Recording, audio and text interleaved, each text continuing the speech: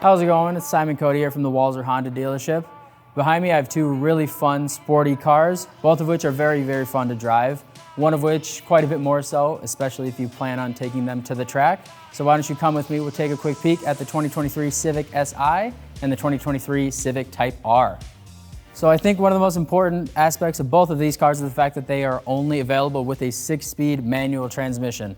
Pretty rare in cars of more recent years, and the fact that they're able to stick with that is a very admirable thing to do. First off, with this Civic Si, like I said, comes with that manual, but this is a 1.5 liter turbocharged 4-cylinder, 200 horsepower in this car, plenty of power, a lot of fun. It is a little bit more comfortable, a little bit more dailyable car than the Type-R, but still offers tons and tons of fun and some unique styling as well, apart from the normal Civic. Now moving over to the Type-R, now this one gets a 2-liter turbocharged 4-cylinder with 315 horsepower. So quite a big step up from the Si, tons of fun. It is stiffer, more aggressive car, but still definitely a dailyable car, plenty of fun. One of the nice parts is that both of these cars come standard with all of the Honda sensing safety system, which includes your adaptive cruise control, lane keeping assist, road departure mitigation, and your front collision prevention. So with both of these cars, safety comes standard with them, and that's referred to as the Honda sensing systems, which includes your adaptive cruise control, lane keeping assist, road departure mitigation, and your low speed collision prevention.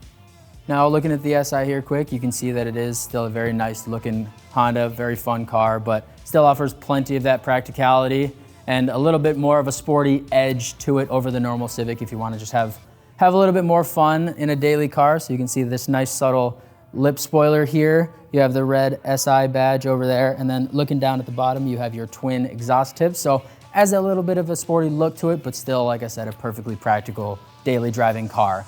Now moving back over here to the Type-R, you can see it is quite a bit more aggressive. You have this very large spoiler, the red Honda badge and the Type-R badge, and then your piano black diffuser with your 3 center exit exhaust tips. As aggressive as this one looks, again, being a very practical car, this one is actually a Civic hatchback, so plenty of space even if you wanted to haul pretty big items. It's a very practical car. Taking a quick peek at the Si here first, you can see that there are quite a few red accents around the interior of the car. You have more sporty inspired bucket seats that they hug you in there nice. You do have the 9-inch infotainment screen and the wireless Apple CarPlay and Android Auto. And then like you see in the center there, it does also have the 6-speed manual like I mentioned. And then you can also cycle through the different drive mode options. You have comfort, sport, and individual. And the individual mode just lets you toggle specific aspects of the vehicle like the throttle response, the steering, and things of that nature, just so you can dial it in a little bit more to your liking.